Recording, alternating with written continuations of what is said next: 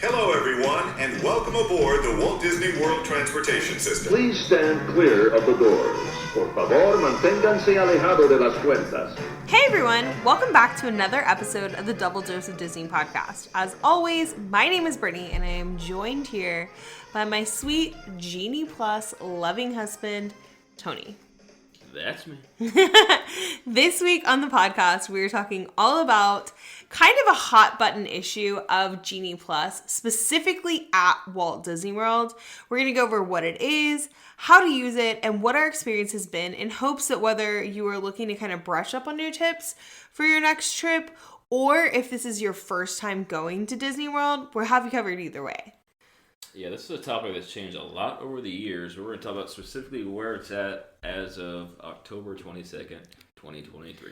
Yeah, Disney. So at the time of recording this podcast, Disney has announced that there are changes to the Genie Plus system coming for 2024, but we're talking about it at the present moment. And really the mechanics of it should be the same. What Disney has said is there's going to be the ability to kind of plan things in advance of your park day, which is different to now, which we'll get into. At the end of the day, Disney changes everything all the time. That's very true. Walt's words live on. The parks will always continue to grow, expand, and be different.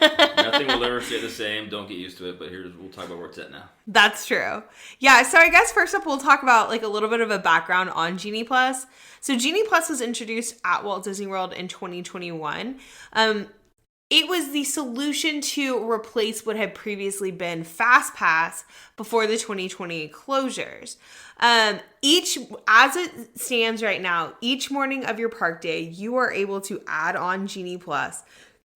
And the premise of it is it allows guests to skip the lines on select attractions in each of the parks.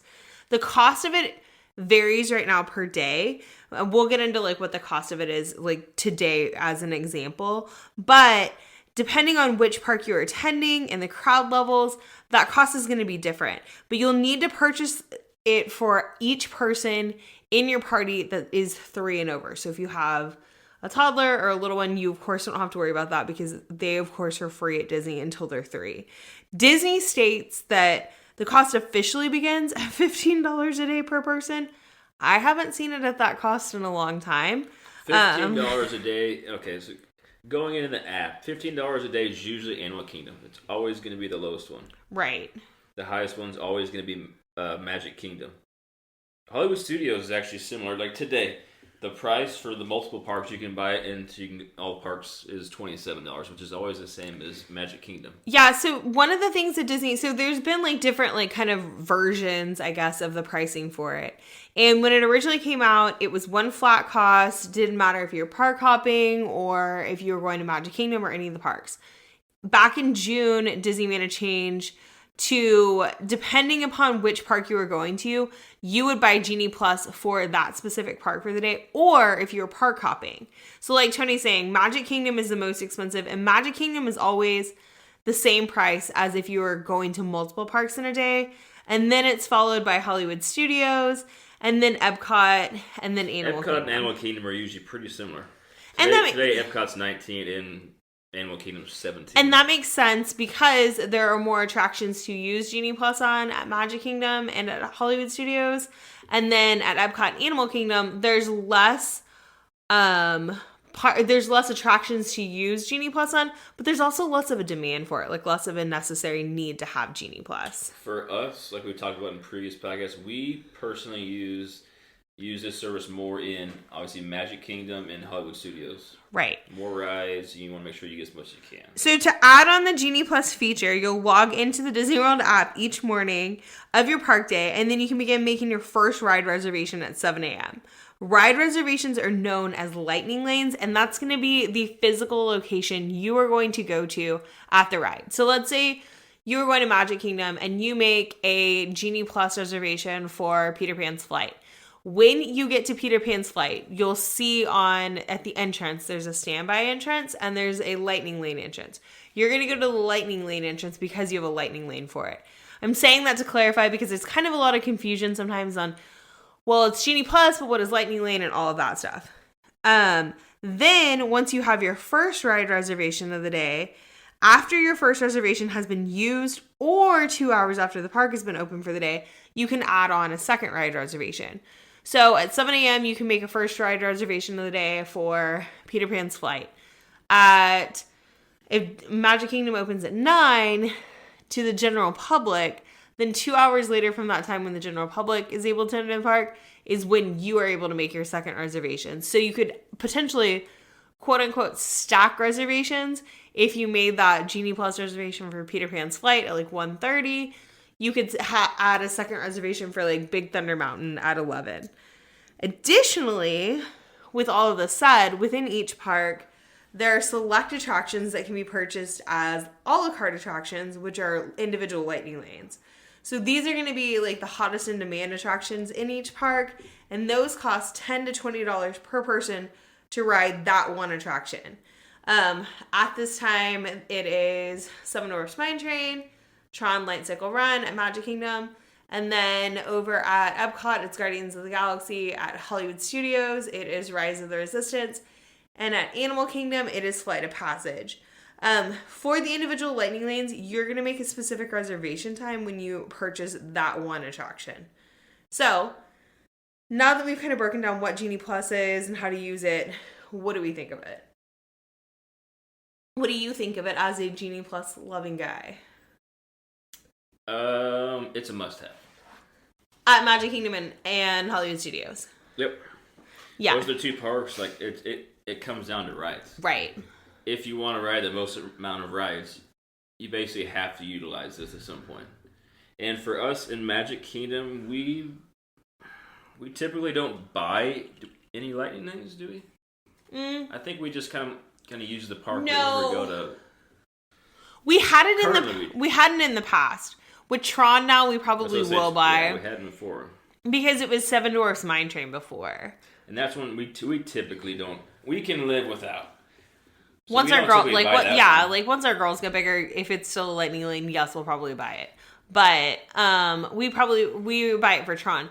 With that said, though, it kind of like alternates for us because we love Genie Plus. Like, a lot of people are like, I miss the Fast Pass system. I get that. We miss it too because Fast Pass was free if you don't know. But at the same time, we're all working with what we got here. And I think Disney does a really good job with Genie Plus of kind of managing it. When you compare it to the cost of like Express Pass over at Universal Studios, which is like $135 a person per day, it's like the cost of Genie Plus is minimal, you know? Yeah, you can pay for as much as you want to pay for, but either way, you can ride all the rides. Right. You just got to utilize this, and for us, it's everybody talks about we don't want to go back and forth all over across the park 6 times over. You kind of have to if you want to. Not necessarily. I mean, it depends on if you want to ride stuff with a low weight. When you're using Genie Plus, you're able to pick that part. You're able to pick that reservation time. So like I said, you can make a reservation time for Peter Pan's Flight at 1:30 and then plan to be in Fantasyland all around that time and hop on Small World and things like that while you're over there. And one of the other changes too is you can change the time now on that if it accommodate the time and manipulate that. That's one thing that they changed just probably a year ago. Yeah, that's a good point. So if you bake a reservation for like Peter Pan's Flight at 1:30 and then you're like, you know what, I actually don't want to be in Fantasyland at that time, you can tap on the reservation that you have and then hit modify and you can go back in and see what other times you can schedule for. Or you can try to squeeze one before that. I think it's like true. Push that one later when you're, just push it out later and you can ride something before that and you can get double up on there as well. Yeah. So I think Disney has done a lot of like good things to like modify the system. I don't think that anything that they've changed has been a negative, especially because like, so for example, like Tony and I have said, we don't use Genie Plus at Magic Kingdom. We don't use Genie Plus at Epcot or at Animal Kingdom. But with that said, what was the cost at Animal Kingdom today? $17? So Animal Kingdom today is $17, Epcot is $19, Hollywood Studios is $24, and $27 at Magic Kingdom. So I still wouldn't, like at Animal Kingdom, I just don't think you necessarily need it. At Epcot... If you bought Epcot, why would you buy it? I guess the thing is, if you go on Disney's website, you can look at, if you type in Genie Plus attractions, you can find the attractions that are included in each park. If you have younger kids that you know are going to want to ride Test Track and you don't want to wait in line for it because Test Track gets a really long line, kids like famously love that ride.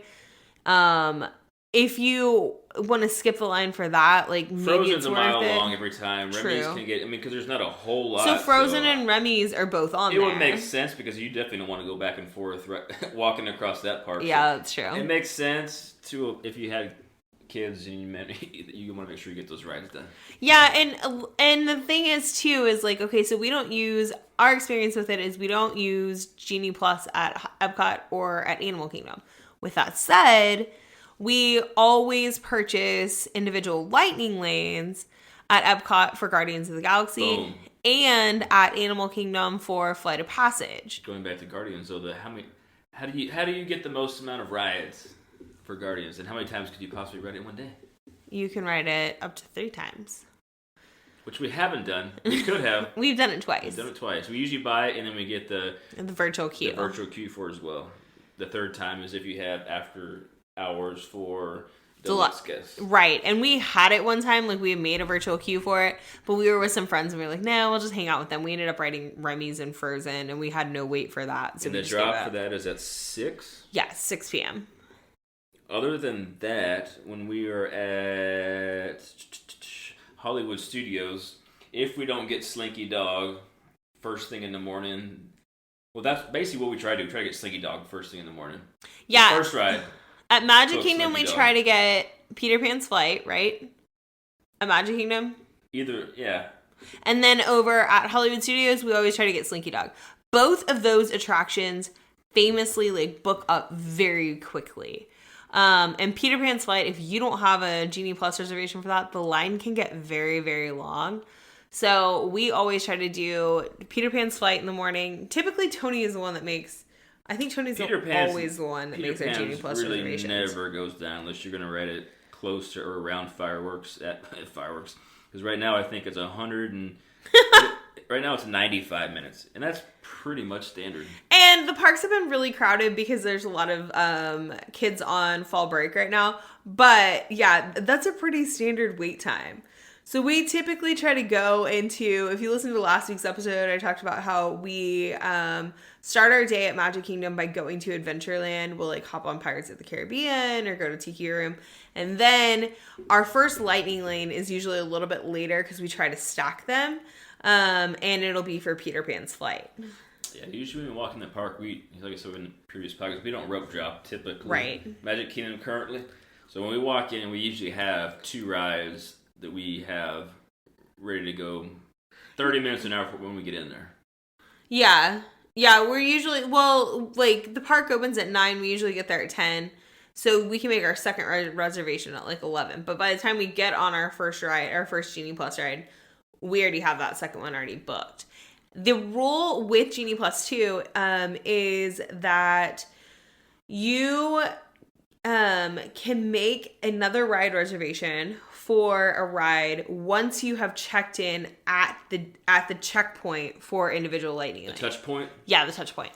So like which can be up to 2 per ride. Yes. You can ask them and they'll tell you if there's another one if you really want to find out. Yeah, so like for example, Peter Pan's Flight, you go get into the lightning lane line, you scan your Magic Band or you use your phone if you're using Magic Mobile, and then you just stand in line, and as you're standing in line, like Tony said, you just can make your second ride reservation. I remember the first time we were there, it was fast passes back then, but we were on Small World, and like we were sitting on the ride, and I think we were stopped or something, and you were like, what are you doing? And I was like, I'm making another ride reservation. Because it can get addicting. Like I always say that Tony is like addicted to Genie Plus, especially at Magic Kingdom. This is the world that we've been programmed to live in. But yeah, like it's hard not to do. I love. It's like a game. Right. I love going, and I love. I won. I got one. I got one. I like I say, I like to plan everything on the front end. Once we get there, I like to just kind of go with the flow. And Tony's the one that like kind of like does our Genie Plus day. In Magic Kingdom, though, I typically have to tell Tony like, hey, like let's slow down. Like, there's... Even though you got everything booked, it's itching in your He's, like, pocket trying to modify not things. pull out your phone and try to see, is there some things that we're missing? Can we adjust that time just to try to tweak it to get one more in there? So, like, yeah, so, like, we love Genie Plus, but I will say that, like, I don't like being on my phone the whole time. You have we're to at make Disney. a conscious effort to not do it, or you will do it the entire time. Yeah, I don't like us being on our phones the whole time we're at Disney, because Disney's our favorite place in the entire world, and... Why you go there to get away from the real world. Right. So... TVs and phones. My biggest tip with it would be to use Genie Plus to make your ride reservation and then put your phone away. Like, if you have FastPass or if you have PhotoPass, you don't need your phone out to take photos. Just, like, put your phone away and, like, enjoy what's around you. Because you can be so consumed with trying to make this next ride reservation that you miss over a cast member who's making a Mickey head out of leaves on the concrete, or... Like, there's just so many magical things that happen at Disney. All day long, what are we doing? We're scrolling on our phones. We're just killing time. Yeah, we're not looking at what's around us. And that's exactly the opposite of what you want to do there. Right. So it's like, you're going to miss stuff. You're going to miss rides. It's not going to be perfect. You're not going to get everything you want to do. But it is what it is. Yeah. You're going to have fun either way. And you're making memories, not being on your phone. Yeah, and Disney, you know, like the Disney World app, if you've never been to Disney before, like, that's really your lifeline. Because you can get physical park maps at each of the parks. But there's also a map on your phone that you can use in the Disney World app. There is, like, let's say you're trying to find out where Be Our Guest is to go eat there. You can actually, like, tap on it and get directions to it. You can mobile order on it. You can use Genie Plus. Well, it changes all the time. Now there's a slide button. If you go in there, click on your park, and then there's a little slide button that says, I want lightning lanes only, and then it'll show you just the rides that have lightning lanes. So they're putting new stuff on this thing literally every couple of months. Yeah, and like, people's biggest complaint is that a lot of people's biggest complaint is A, FastPass is free, but B, you can't plan it out in advance. So you used to with the FastPass system, you would wake up pre-COVID, you would wake up at 5 a.m. if you live in Central Time. 6 months before, which sounds so crazy now, 6 months before you check in to make your dining reservations. And then 60 days before check-in, you would make your FastPass reservations, which to me, I didn't like that. Like, I didn't like the fact that I was making ride reservations for 2 months from now because I didn't know what we were going to want to be doing that day. We're doing food. In 2 months on a Thursday in Disney, I'm having Thai food because I know I'm going to want Thai food. You know, Disney doesn't even really have Thai food. That's so interesting to think about. But I know what you mean, yeah. It's like, I'm gonna want a burger at 6 o'clock 3 months from now. But I can see I can see, like, the food thing more than, like, the park reservations. And that's what people's biggest complaint is with Genie Plus, is you can't plan anything out in advance.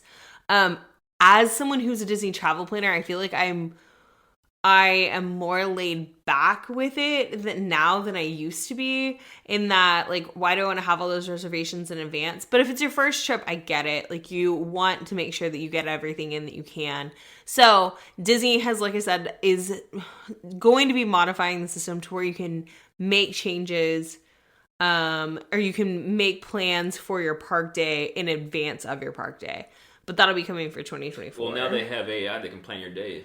True. This is something we don't have experience personally in the park, but with AI now, you can go in here and click My Day, and they can create a we've done that before. Of a day of what they think you get the most done. Yeah, so the Genie system actually has, like, kind of like two parts to it. So there is technically three. There's the Genie service, which is free.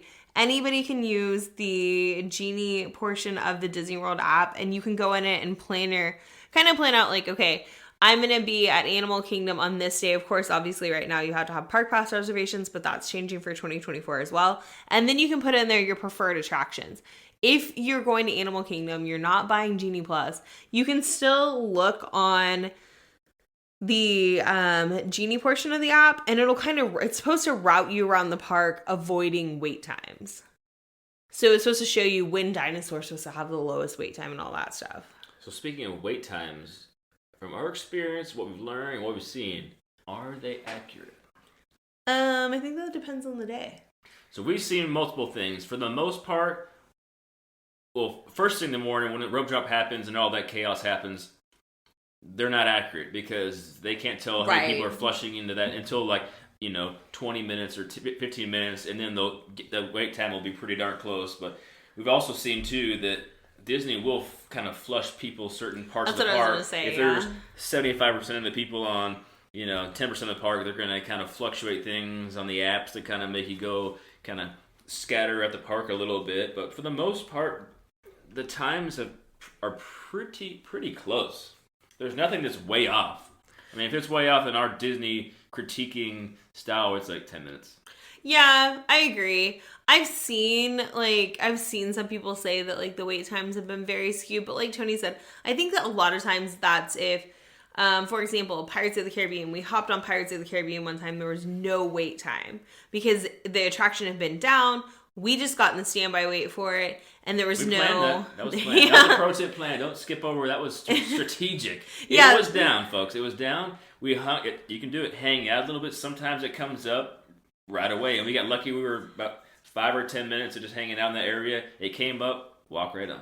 Yeah, so I'm sure people saw, people were looking on the app, and they saw, there's like a 15-minute wait for Pirates of the Caribbean, and then they ran across the park to go get on it. Then it goes to 50 minutes in about 4 minutes. Because that's happened to us too. Because typically Magic Kingdom's always open after Happily Ever After the fireworks show in the evening, and we love to ride Space Mountain at night. So we walked quickly because you're not supposed to run. We walked quickly. It was almost a skip. Yeah, it was almost a skip. It was magical. We walked quickly over to Space Mountain. When we were walking over there, past the kids. We beat the kids. Yeah, we did. We actually walked quickly in front of them. Right past them. We looked on the wait times, and I think the wait time was like 15 minutes. When we got over there, we actually ended up waiting in line for like... over an hour easy. Yeah, so with that, the wait time was off, but it wasn't Disney's fault on that. It was the fact that just a ton of people surged that area of the park at one time and went straight to that attraction. It's like another thing to like kind of keep in mind and research and keep an eye on this tip before you go. Like, look at rides and see what's the normal wait for the ride. And you get familiar with that, so that way when you're looking around, you're like, okay, well, that's typical, Right. It doesn't matter there, but if you see one, like, that's probably not going to happen all day long, go ride it. Yeah, and I think, too, like, if you tap on, so, for example, like, I'm just looking at the Barnstormer right now, it'll show you, like... Same all day long. Yeah, it'll show you kind of, like, the times that the ride is supposed to have, like, less of a crowd. 4 people until close, okay. So, like, but see, like, at 8 p.m., like, it starts to, like, taper off. Fireworks, that's all of them. Yeah, but I mean, like, so if you tap on the name of any of the attractions in the Disney World app, it'll show you kind of, like, the typical wait times. So, I don't know, I think, like, I feel like it just gets I don't know, I just feel like Genie Plus gets a bad rap and it shouldn't. Now, you can make this and use this to the fullest and ride them all, or, it just depends on how much walking you want to do. How much zigzagging you want to do. I will say this, I definitely think purchasing Genie Plus is, I don't want to say essential, but I do, like, is... In the 2 parks that we do, you have to. Well, and if it's your first trip... You don't have to. If it's your first trip, like, if you're someone who's, like, not typically, like... You're not usually going to Disney if it's your first trip. If you think that this is going to be like your once-in-a-lifetime trip. If this is a one and done, I'm buying it for every park. Right. Or if we're dropping all the money. Or if you have a shorter visit and you're like park hopping, let's say you only have 3 days, I'm going to buy Genie Plus for all days. We end up, like I said, spending money every single day anyway because either we're going to buy Genie Plus or we're going to buy the individual Lightning Lane for the attractions in the parks that we don't get Genie Plus for. So, moving out of kind of Magic Kingdom, how about Animal Kingdom? What about This is one we don't buy it in. Right. But the one thing we always buy is Avatar Flight of Passage. Mm-hmm. That one stays over 100 minutes from time it opens to the time the place closes. So that one we don't want to wait in that line because it's a monster. So that we always purchase that. Yeah, and if you buy if you don't know, the only way to skip the line on Flight of Passage is you have to buy the individual Lightning Lane. For those attractions that are individual Lightning Lane attractions, it's kind of like a one or the other. They don't have Genie Plus and individual Lightning Lane. You have to choose okay, I'm going to pay for the individual lightning lane, or I'm just going to wait in the standby line. Yeah, and There's not a ton. I would say if you want to ride Navi River Journey, maybe, because look at the wait time. The wait time Navi hovers around an hour consistently. So going over the times, like, yeah. So Navi River Journey is always basically an hour. Yeah. Safaris varies. Right now it's 25. It could go up to around an hour. Kali River Rapids stays pretty low for the most part. Nobody rides Kali River Rapids. You tell us what it's rated. Expedition Everest, that one you do not need to buy anything for. That one's even if it has a 30-minute wait, it pretty much consistently moves because of how fast they're loading and how fast this ride is. So that one, we've had a long line. It consistently moves, and then whenever you get into the queue, you want to look around, but then it's moved so fast you don't even get to see anything. Yeah, that's actually one that you actually want to kind of like wait in the standby line for anyway, because it's a really cool queue. When you get to the end of it, yeah, they have actual like artifacts and pieces of clothing, but like canteens and stuff that from the mountain that people have left up there. Yeah, Expedition Everest is supposed to be themed to Everest, Mount Everest, and like Tony said, there's a lot of like historical artifacts and stuff that have been found on the mountain. Supposedly Disney works with a organization that kind of clears out Mount Everest each year, and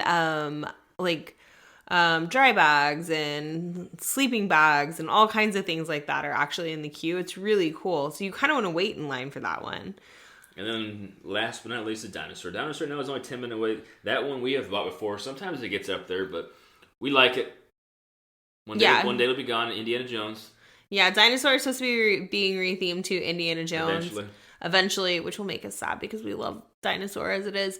But Dinosaur also has a really cool queue. I guess that is the other thing about Genie Plus. If you buy Genie Plus, you're going through, you basically like get in, you walk into the lightning lane entrance, and then you're really skipping the queue because you're just going straight onto the ride. So some attractions like Dinosaur or Expedition Everest or Peter Pan's Flight has a really cool queue.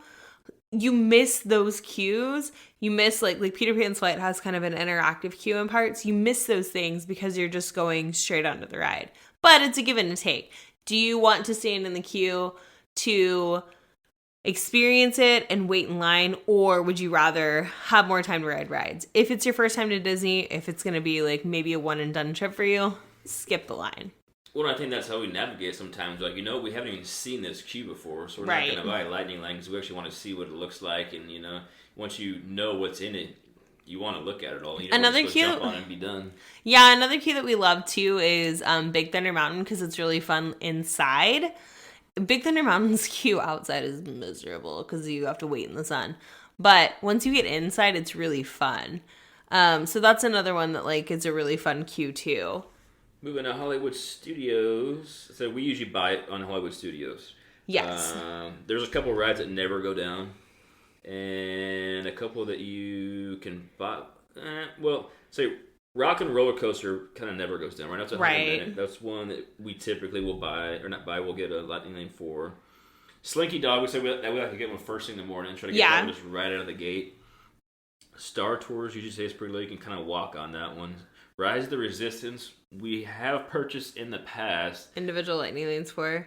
But our last strategy is if there's two Phantasmics, we go to the second one. I mean, you can almost walk on rides during that because a lot of the younger crowd or the babies get taken home.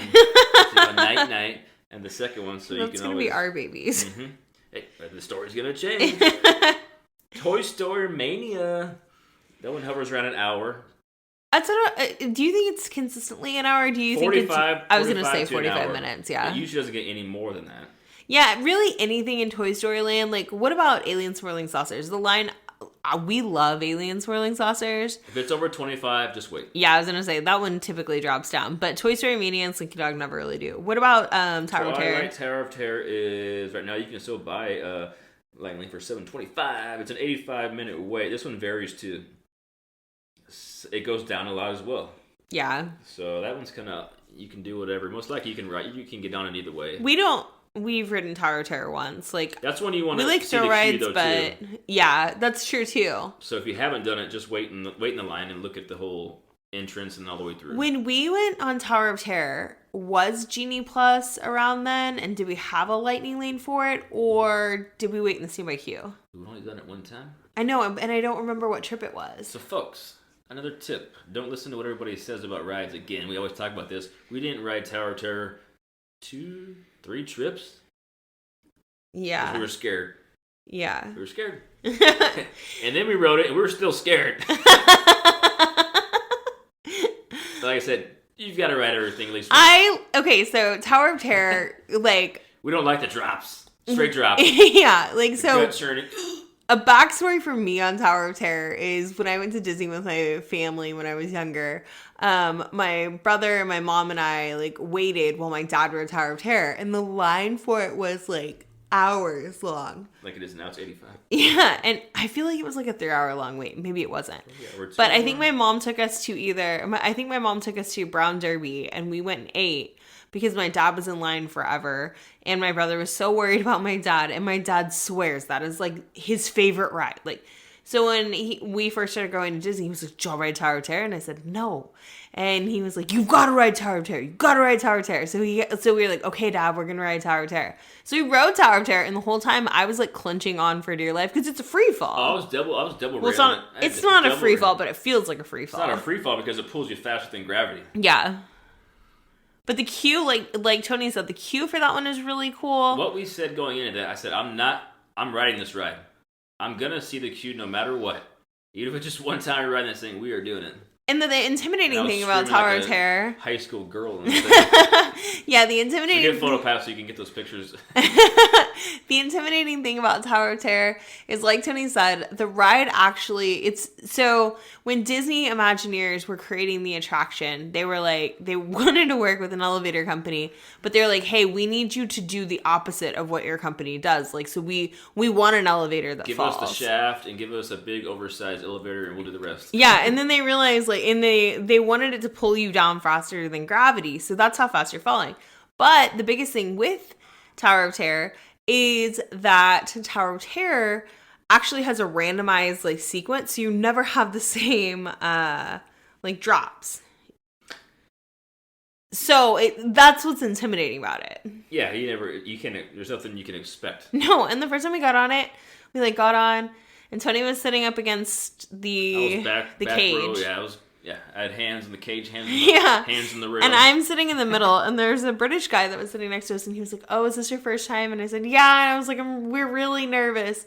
And he was like, "Oh, I hate heights, but I make myself go on this every time." And the whole time I'm like, "Ah!" Like just screaming the whole time. And that is pretty much it. Yeah. On that ride.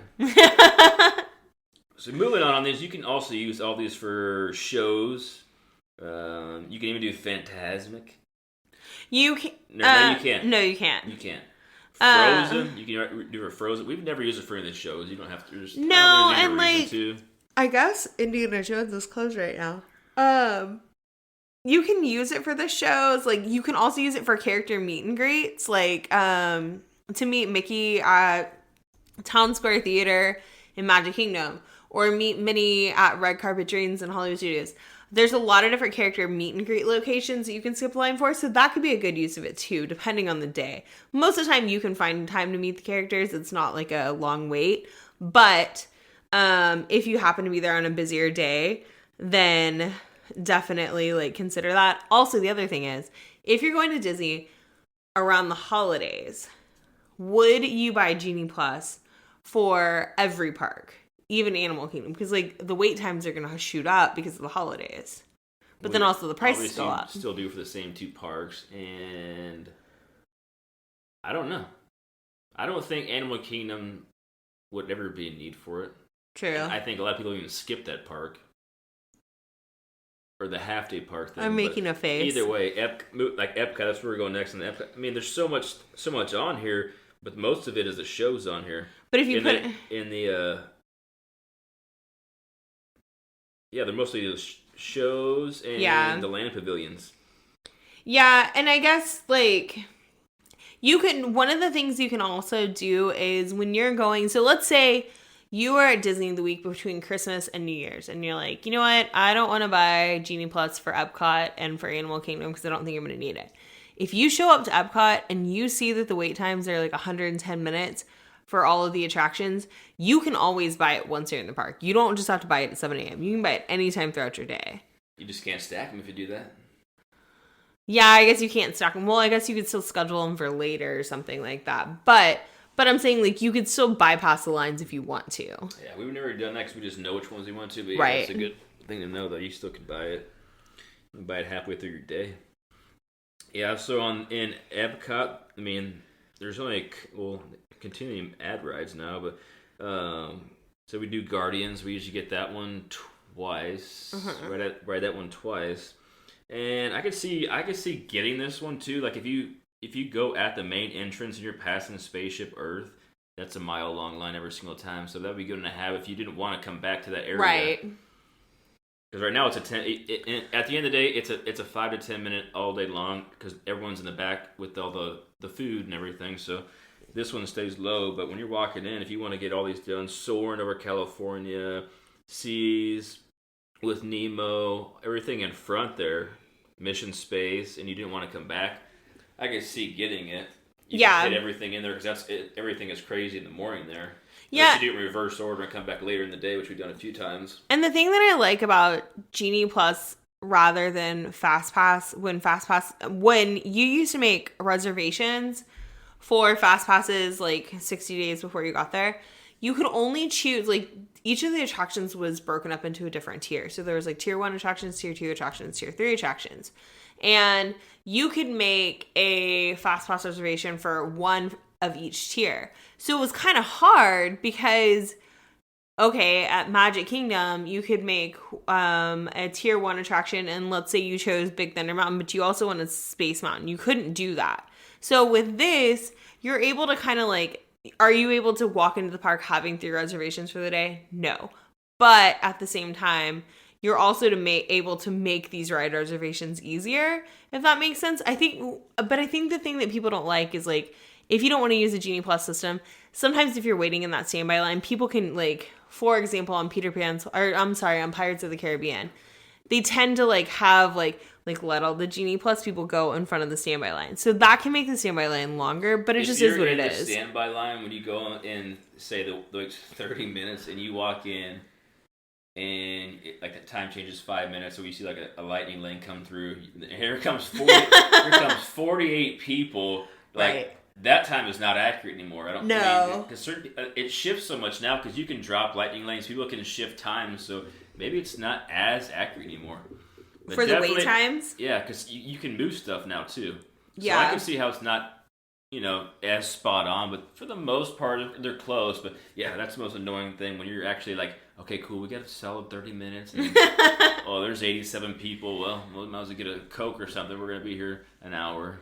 Yeah, and the wait times, like the lightning lane times are always in 5-minute intervals. So like 5:30, 5:40, 5:35, 5:40, 5:45. So like Tony said, it's kind of like 5-minute intervals, but they've got to manage to fit in both Genie Plus customers or guests and standby line guests. And you also have a 5-minute buffer where you can go 5 minutes prior to that time currently, right? 10. Yeah, 10 minutes. Which most people, I feel like, do. One thing that we haven't talked about... right on the money, right on the time. Yeah, and one thing we haven't talked about with Genie Plus is the Experience Redemption Pass that you get. So let's say you have a ride, a ride reservation for Lightning Lane for Pirates of the Caribbean. And let's say you're in line for Pirates of the Caribbean, you have the Genie Plus reservation for it, and all of a sudden the ride goes down. Funny, when we were just talking about Epcot, Guardians is down or down. That's one ride that I've never really seen has gone down. You can guarantee, I don't know if the stat was, that Rise the Resistance goes down, I think, on an average 3 or 4 hours a day or something. Yeah. So you can guarantee, that's just one thing to keep in mind, too. If you want to make sure you ride that one, I would definitely guarantee try to buy it or keep an eye on it because it's going down at some point. Yeah, Rise of the Resistance has so many like technological like components to it. There's animatronics on it. And there's so many different things that it does unfortunately go down a lot throughout the day. But most of the other attractions don't really go down. So if let's say you're on Guardians of the Galaxy, since Guardians of the Galaxy is currently down, you're on Guardians of the Galaxy, you had an individual lightning lane for it, you're gonna get an Experience Redemption Pass to come back.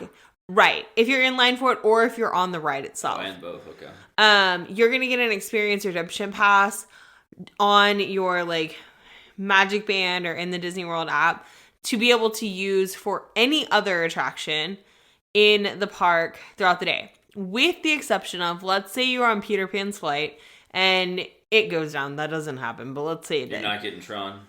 Yeah, you can't get Tron. But like in the instance of Guardians of the Galaxy, because that is an individual Lightning Lane attraction, then you could use that to ride it again later on during the day. So basically Disney's making right the fact that, hey, you were on this ride. You get equal or less of value. Yeah, you were on this ride and it went down. That's our bad. So come back and ride it later on, or ride any other ride. And you don't have to have a reservation for it. You can just go use that on any attraction. Another thing I would say is don't ever be afraid to ask for something. In Disney, all they can say is, no. You can't do that. Politely ask. That's never really happens, like unless it's something just completely off the chart. But they're gonna try and make you happy. Yeah, there's been times where we had some kind of ride issue or Lightning Lane or something. I don't even know if it was even I don't know what happened, but basically they made something happen that they didn't even have to do. Yeah, so if a rainstorm comes through and you have a reservation for something, so like Big Thunder Mountain, for example, we had a ride reservation for. A rainstorm came through and Big Thunder Mountain closed. We just went to guest services because we basically like it was showing in the app that we just didn't show up for the ride, but the reality was the ride was closed, so we couldn't get on it. We should have gotten an experience redemption pass.